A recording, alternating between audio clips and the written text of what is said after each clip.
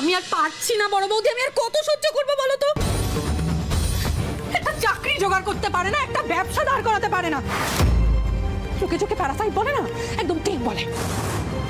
Parasite হয়ে সারা জীবন কাটিয়ে দেবে। রাইমা চুপ! আর কখনো এই শব্দটা তোমার মুখে আমি শুনতে চাই না। চুপ করো তুমি, আমার মুখ কিন্তু খুলিও না। আজকে জামাই দাদা যে এই বাড়িতে পড়ে রয়েছে কার কারণে? তোমার জন্য। তুমি নিজের শ্বশুর ঘর করতে পারছিলে না, তোমার কষ্ট হচ্ছিল ওখানে থাকতে, তাই জামাই দাদা তোমার কথা ভেবে তোমাকে এই বাড়িতে নিয়ে এসেছে। এই বাড়ির প্রত্যেকটা মানুষ জামাই দাদাকে অপমান করে, পরগাছা বলে। মানুষটা চুপচাপ সেটা সহ্য করে। কেন সহ্য করে? তোমার কথা ভেবে, তোমাকে ভালোবাসে বলে। তারপরে ওই মানুষটাকে এতগুলো কথা তুমি শোনাবে? কি গো, এই মানুষটার প্রতি তোমার কোনো কৃতজ্ঞতা নেই? রাইমা, রাইমা, তুমি কেন এমন করছো? আচ্ছা তুমি খবরের কাগজ পড়ো, হ্যাঁ, টিভিতে খবর দেখো। তুমি তো জানো বা বোঝো যে ওখানে কি দেখায়, যে কিছু মানুষ আছে তারা জীবনে যখন উপার্জন করার চেষ্টা করে প্রথম দিকে তারা পারে না, তারা চেষ্টা করে যায়, সেই চাকরি পায় না, ব্যবসায় লোকসান হয়, সবটা হয়, কিন্তু তারপর হয়তো এই মানুষগুলোই তাদের সৎ চেষ্টায় পরবর্তীকালে দেখা গেছে তারা গিয়ে উন্নতি করেছে, জীবনে সৎ পথে উপার্জন করেছে। সেই চেষ্টা তো এই মানুষটা করছে, তাকে সেই সুযোগটা দেবে না? এই ব্যবহার করবে তার সাথে? হ্যাঁ, কি গো বলো, এই ব্যবহারটা তার সাথে তুমি করবে? ঠিকই বলেছো বড় বৌদি, সব দোষ আমার দোষেই আজকে তুহিনের এই অবস্থা হয়েছে। আমার দোষেই ওর এই অবস্থা হয়েছে। আমি তুহিনের জীবনে শনি, তোমরা এবার খুশি তো?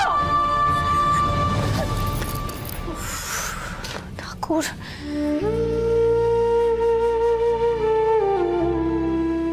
জামাই দাদা, তুমি মন ছোট করো না। দেখো, আজকে বাইরের 5টা মানুষ তোমাকে পরগাছা বলা আর রাইমার পরগাছা বলার মধ্যে তফাৎ আছে। ও অভিমান করে তোমাকে কথাগুলো বলেছে। তুমি মন ছোট করো না। তোমাদের মধ্যে যাবতীয় যা ঝগড়াঝাটি সবটা না নিজেদের মধ্যে মাথা ঠান্ডা করে কথা বলে মিটিয়ে নাও। হ্যাঁ, কথা বলো নিজেদের মধ্যে, ঝগড়া করো না। আমি আসি।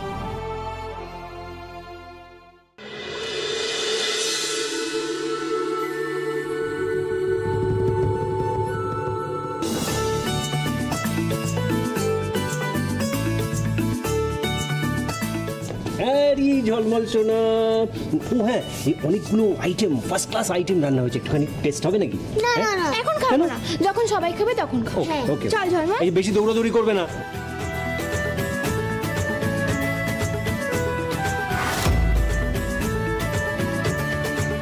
স্যার, আরে আপনি আবার নিজে নিয়ে আসলেন কেন এগুলো? আপনি আজ অতিথি, এটুকু করতেই পারি। এইটুকু সময়ের মধ্যে যা ব্যবস্থা করেছেন সত্যি ভাবা যায় না। কিন্তু এটা তো কম মিস্টার বাগচি, আপনি আমার বড় বৌমাকে চেনেন না। আমার বড় বৌমা পারে না এমন কোনো কাজ নেই। হ্যালো, একটু এদিকে শোন, এদিকে শোন, একটু পাশে পাশে থাকো, যদি আমার প্রশংসা একটু জোটে। বাহ, এই উদয়ন সিংহর হয়তো মহাপাল্টিবাজ। আগে তো সবসময় মেহুলি, আমাকে ছাড়া তো চোখে অন্ধকার দেখতো, আর এখন সব কিছুতেই এই আলোকে ছাড়া চোখে সর্ষে ফুল দেখছো তুমি। এই দাঁড়াও দেখি কি মেনু হয়েছে। আরে চিংড়ি মাছের মালাইকারি, পোলাও, এটা কি আছে দেখি, মাংস, আনারসের চাটনি। বেবি, এরকম হ্যাংলামো করছো কেন? এই চুপ করো তো, ভালো খাবার দেখলে না সবার নোলা লক করে। আমি কিছু বললেই আমার দোষ। এই তুমি চলো তো।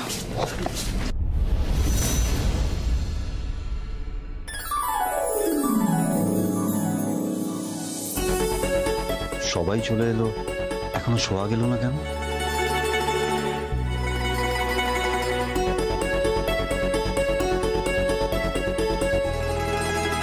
তুমি ওয়েট করছো কারোর? না না, ওয়েট না, মানে জাস্ট এক্সকিউজ মি। আমি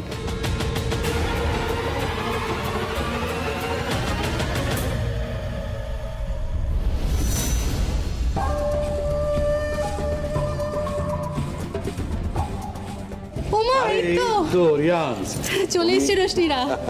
তুমি এসেছো, আমার খুব ভালো লাগছে। তুমি যে সময় বার করে আসতে পারবে এটা আমি আশা করিনি। My pleasure. এসো এসো। রশনি, তোর হাতে কি হয়েছে রে?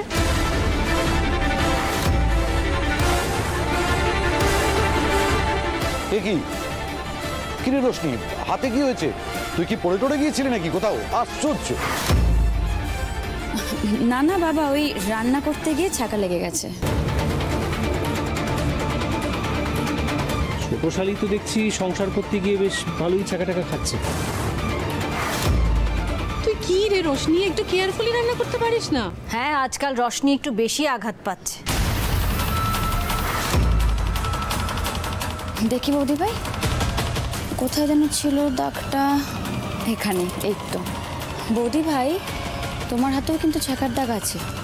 আর তাছাড়া বৌদি ভাই, তুমি তো নিজেই বলতে যে সংসার করতে গেলে এরকম একটু আধটু হয়েই থাকে, তাই না? কি হচ্ছে কি এখন? এসব কথা থাক, এখন পার্টির সময়। রিয়ান্স, এই যাও তো, তোমরা সবাই ওদিকে যাও, ওদিকে ড্রিঙ্কস কর্নার করা হয়েছে। যাও যাও যাও, আমি একটু ওদিকটা দেখছি। হ্যাঁ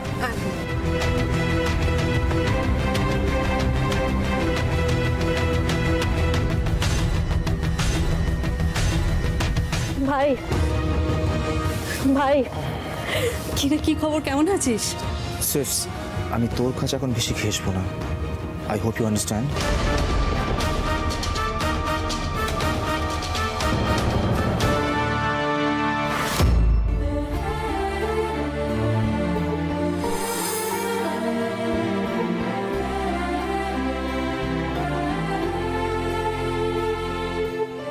ওই দেখো সোহাগ এসেছে। হ্যালো, কেমন আছো ঝলমল? খুব ভালো আছি। ভালো আছো?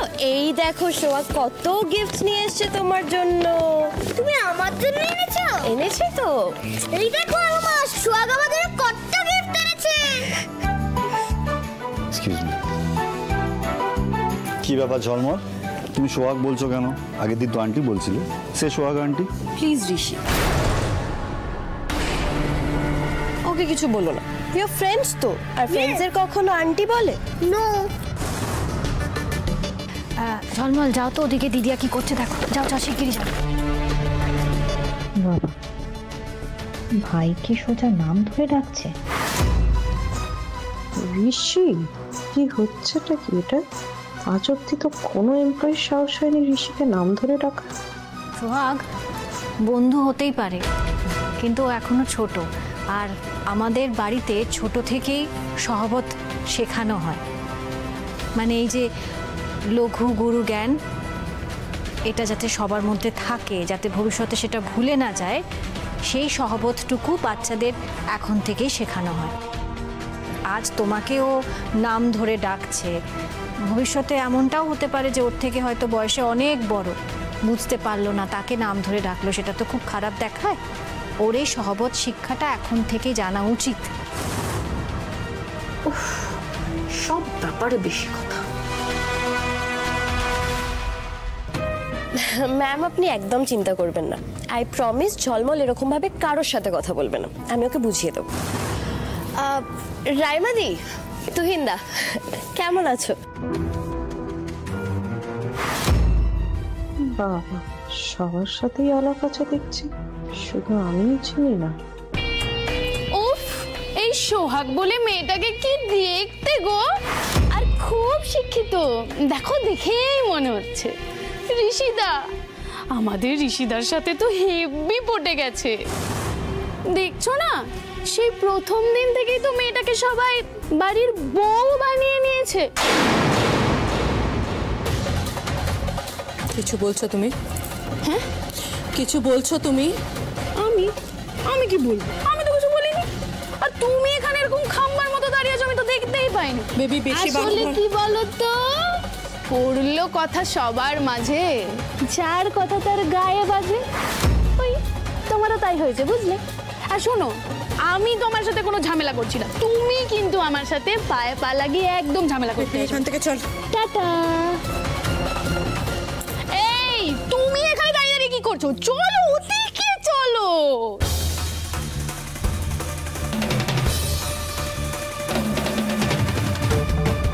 So what's cooking?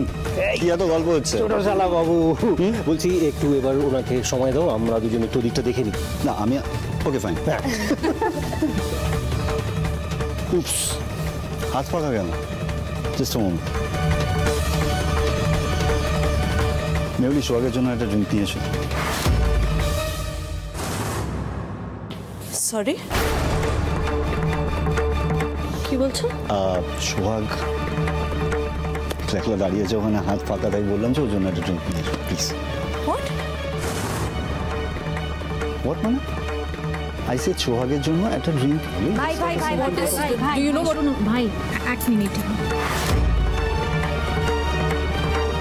আমি দিয়ে আসছি। হ্যাঁ না তুমি যাবে না। কি হলো মেহুলি? একটা সামান্য ড্রিঙ্ক সার্ভ করতে বললাম, সেটুকু করতে পারছো না তুমি? তুমি কি বলছো তখন থেকে? আমি ওই মেয়েটাকে ড্রিঙ্ক সার্ভ করব? হ্যাঁ, না করার কি আছে? বৌদি, রাইমা সবাই তো করছে, তুমি কেন পারবে না? ভাই কি হচ্ছেটা কি? এত লোকজন আছে, কেন কথা বাড়াচ্ছ? আমি তো বলছি আমি দিয়ে আসছি। কথা তো বাড়াচ্ছি না বৌদি, আমি একটা সিম্পল কথা বলছি। মেহুলির কাজগুলো এবার থেকে তুমি বা রাইমা কেউ করে দেবে না। ও যখন এই বাড়িতে আবার ফিরে এসেছে, তখন ওর কাজগুলো দায়িত্ব নিয়ে ওকেই করতে হবে, কাজ করতে শিখতে হবে, তাই তো মেহুলি?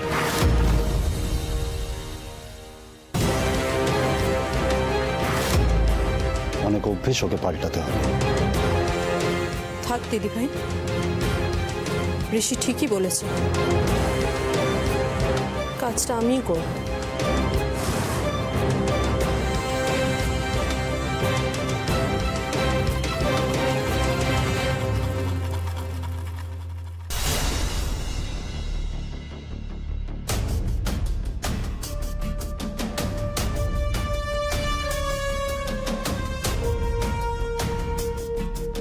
সোহাগ, ও মেহুলি সিংহ রায়, ঋষি's ওয়াইফ।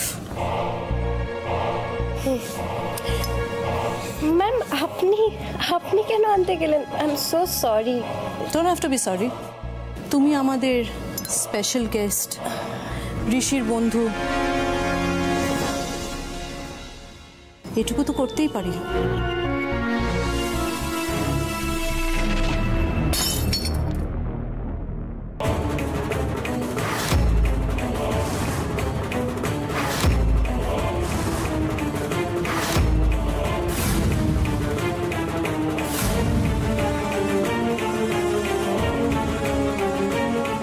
মেহুলি, কি মেহুলি তুমি? Rishi I am sorry. Normal simple drink serve করতে পারো না তুমি? Rishi I am extremely sorry. সবাই কথা বলতে ব্যস্ত, মনে হয় এদিকে কেউ দেখছে না। আমি ইচ্ছে করে করিনি, মানে আমি ধরেছিলাম ওকে দিতে গেলে। I don't know how it slipped. Just কি করছো? হরিসাটা নাটক তো পুরো জমে ক্ষীর। বউ বনাম গার্লফ্রেন্ড। হাত থেকে স্লিপ করে পড়ে গেছে, যে কারোর হাত থেকে পড়ে যেতে পারে। সবাই আছে, কেন চিৎকার চেঁচামেচি করছো তোমরা? এক্স্যাক্টলি দিদি ভাই, আমি বুঝতে পারিনি। জানো তোকে দিলাম, তারপরে জানি না কেন হট করে জাস্ট স্লিপ। ঋষি লিসেন, সোহাগ ভুল করে পড়ে গেছে, কিছু মনে করো না ভাই। হ্যাঁ এক মিনিট, আমি আসছি এখন। তবু আমাকে সরিটা বললে না। ভাঙবে তবু মচকাবে না, তাই না? এর দাম তোমাকে দিতে হবে। দেখো কি করি। Rishi, I have to leave. Leave মানে এত? এই যে সোহাগ ধরো। মানে এইভাবে তো আমি ভিজে জামা কাপড় পরে থাকতে পারবো না, এসি চলছে। সব টু লিভ।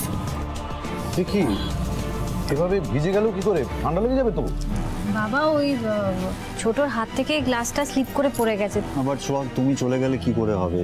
তোমার জন্য আমরা এত বড় একটা ডিল ক্র্যাক করলাম, আর তুমি যদি সেলিব্রেশনে না থাকো। ঋষি শিল বি ফাইন, ও পরে কখনো চলে আসবে। যেতেই হবে। তুমি কোথায় যাচ্ছ? না তুমি কোথাও যাবে না। বাবা এরকম দেখো, আমি আমার ভেজা জামা কাপড় পরে থাকলে তো আমার শরীর খারাপ করবে না? একটা জামা দাও না গো। না না প্লিজ, আমি আসলে ওরকম ভারী শাড়ি ঠিক ক্যারি করতে পারি না আপনার মতো। ঠিক আছে না না, ইটস ফাইন। আমি একটা কথা বলি, তুমি মেহুলির একটা শাড়ি পরো। কি বলো? একদম ঠিক। তুমি যেরকম ফিনফিনে ফুরফুরে জামা কাপড় পরো, ওরকম তো মেহুলি দিই পরে, তাই না মেহুলি দি? সব কথার মধ্যে তোমাকে কথা বলতে হবে না বেবি।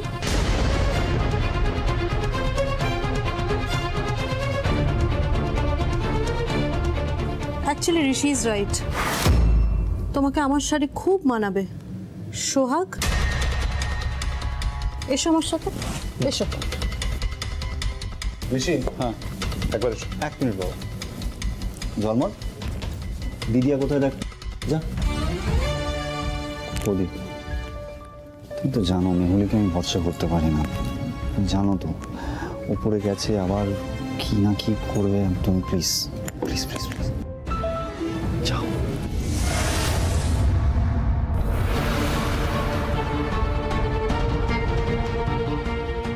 এসো সোহাগ।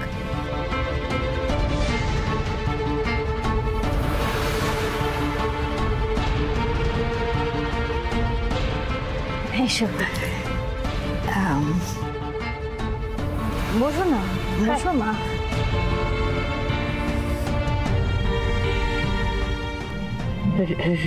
ঋষির এই কাজগুলো আমার একদম টলারেট করতে পারছি না।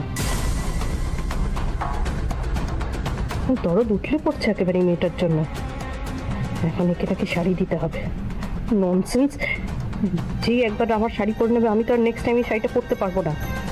একটা কম দামি শাড়ি দিয়ে একে, কি একটা দিয়েছিল না, একটা কম দামি শাড়ি এখানেই তো রেখেছিলাম। ধর, দরকারের সময় জিনিস পাওয়া যাবে না, কোথায় যে গেল। ছোট এত কি খুঁজছে? বুঝেছি, নিশ্চয়ই কোনো কম দামি শাড়ি খুঁজছে। ছোট আয়, ও তো অপেক্ষা করছে, তাড়াতাড়ি আয় এদিকে। এত কি খুঁজছিস?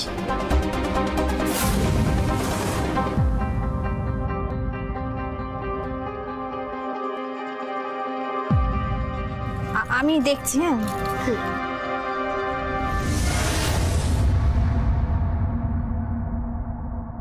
ছোট এই শাড়িটা পাল্টে নিয়ে এটা দিস না ওকে পরতে, এটা ভালো নয়।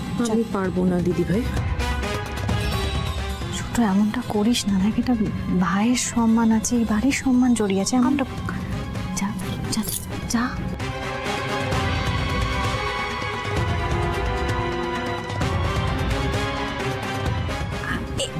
একটু নিয়ে আসছে, নিয়ে আসছে।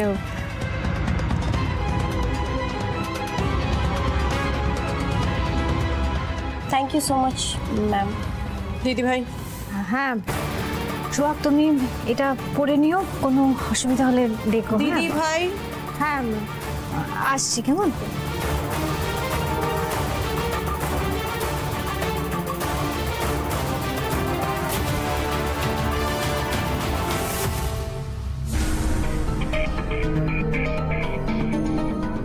জ্বলছো মেহুলি সিংহ রায়? চলো চলো, তোমাকে চালাতেই তো আমি এসেছি।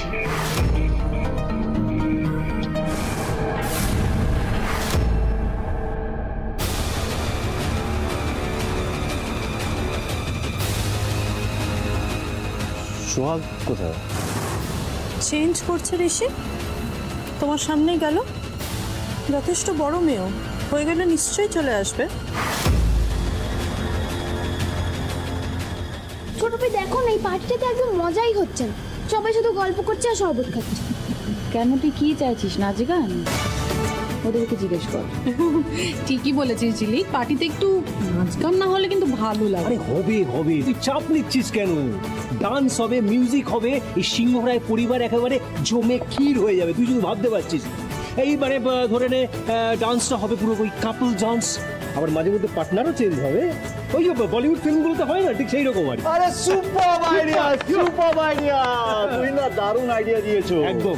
পার্টনার চেঞ্জ হয়ে হয়ে কাপল ডান্স হবে, রাইট? ঠিক ঠিক ঠিক, হ্যাঁ ঠিক। Let's rock, let's rock.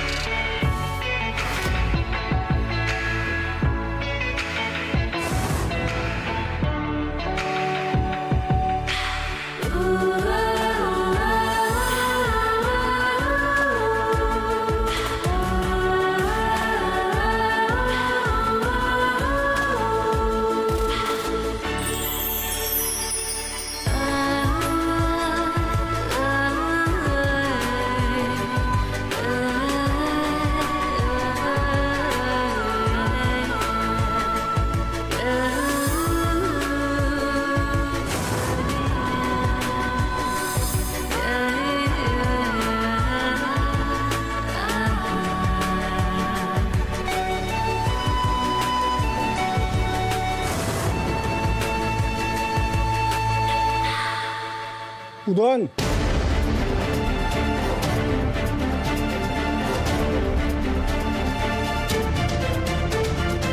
আরে রঘু কাকা, আপনি কত বছর পর, তা আপনি হঠাৎ এখানে, মানে আপনি আসবেন আমরা তো কেউ জানি না, খবর দিয়ে আসবেন তো?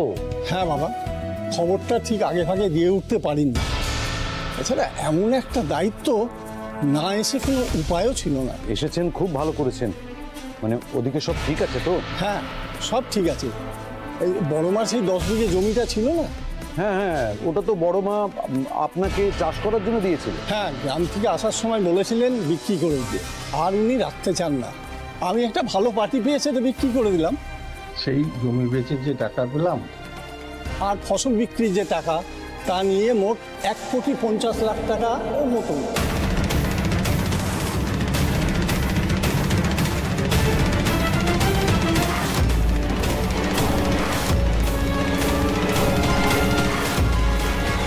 সেই টাকাটাই আমি দিতে এসেছি বাবা।